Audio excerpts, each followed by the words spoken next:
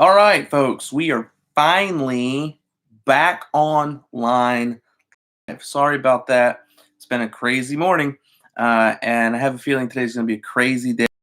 And sorry I had to end the 5 minutes or more with Pastor a little early and start all over. So I'm going to start all over again. That way, this can just be up there on YouTube. If you don't know what happened before, we got started here and we were working our way through Psalm 4, and the guy who was here to work on our internet showed up. So I knew we would lose our internet connection, and I need to go down there and kind of point him in the right direction. So if you're tuning back in live, thank you. If not, you're watching this recorded later, then this has zero effect on you. But just wanted to let you know what happened. This morning, we're in Psalm 4. And whether you watch the other video or not, I'm just going to start back at the beginning. And I was saying that one of the things that I've noticed lately with everything that's going on social media, especially, is I've noticed a lot of music.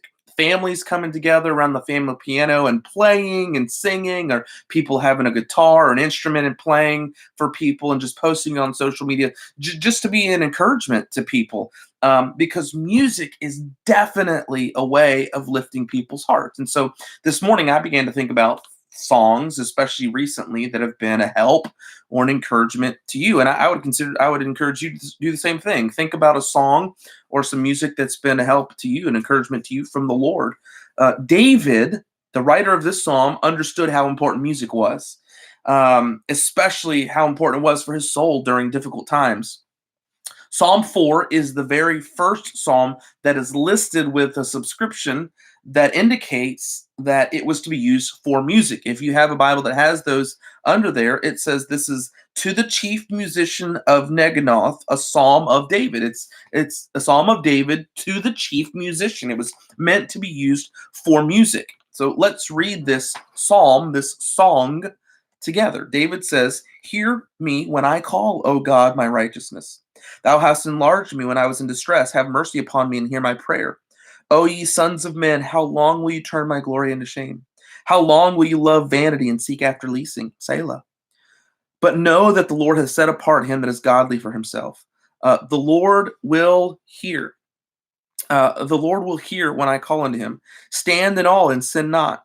Commune with your own heart upon your bed and be still. Selah. Offer the sacrifices of righteousness and put your trust in the Lord. There be many that say, who will show us any good? Lord, lift thou up the light of thy countenance upon us. Thou hast put gladness in my heart, more than in the time that their corn and their wine increased. I will both lay me down in peace and sleep. For thou, Lord, excuse me, only makest me dwell in safety." There are a lot of parts to this psalm that I'd love to address, but I really want to focus on verses 4 to the end of the chapter. Verse 4 says, "Stand in awe and sin not." I certainly think this is happening now in our world. The things that are going on right now have been a reminder to people that God is in control over everything, and I'm not in control of a whole lot of anything. Um, Sometimes we overuse the word awe or awesome. We call things awesome when they're really not. In this context, David uses that word awe to mean to have to tremble at the vision of the holiness and the purity of God. And he says this is the reason we do it, so that we sin not. Our current situation is a reminder that we serve an awesome God, and that should make us want to serve him, not to sin against him. And unfortunately, in our current situation, there are a lot of people that are mad at God because of what's going on. Can I encourage you, don't allow that to creep into your heart. Instead, he says in that very verse, he says, "Commune with your own heart upon your bed and be still." Selah, which means think on these things for a moment. Um, he says, "Commune with your own heart upon your bed and be still." There really isn't a whole lot of commentary to give on this. It's just really good counsel from David. Instead of being angry at God, now is the time to search your heart. Now is the time to allow God to destroy maybe some idols that you have allowed or that I have allowed to take the throne in my own heart and in my own life, and just be still.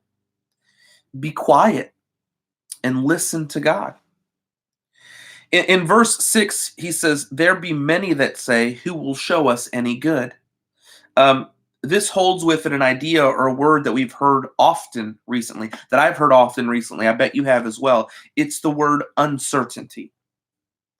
David was saying that there are some people within his camp that are going, "How long is this going to last? When will we catch a break? How long will it last? When will this be over? When will aid come?" There's just so much uncertainty, and in the trials of life, we often feel uncertain. But David was reminded of one certainty, and that was God's favor on his children. God is always good to his children. Maybe you've heard the phrase, God is good all the time, and all the time God is good. Can I tell you, even in our current situation, that is still true. And with these thoughts in mind, David says in verse 7, "Thou hast put gladness in my heart." In verse 8, he says, "I will both lay me down in peace and sleep, for thou, Lord, only makest me dwell in safety." In the midst of uncertainty, when sin and frustration wants to rear its ugly head, David had a personal peace. You know how David got that personal peace? David was secure because he knew who God was. He knew who his God was. What about you? Would you describe this current time as a time of uncertainty for you or a time of peacefulness? Um, Let me encourage you to do, I want to encourage you really with three very practical things today. Something to do today. Three things that are very practical today. Number one, I want to encourage you to listen to some good music that encourages your heart in the Lord. Number two, take some time today and be quiet. Commune with God. Read and pray and listen. And then number three, go to sleep tonight. And before you do, unplug. And rather than lay there and count sheep, count your blessings. Count the ways that God has been good to you. Count the ways that God has put gladness in your hearts. And even the way that God has done that recently. And then go to sleep. Rest peacefully in the Lord. That's it for today's 5 minutes or more with Pastor. Simple Bible truths for everyday life. And I want to, before we're done, I want to give you a quick note about tonight. We have our kids' night tonight at 7 p.m. And whether you just have a little baby or you have a teenager, we'd love for you to tune in for our Pioneer Kids Night.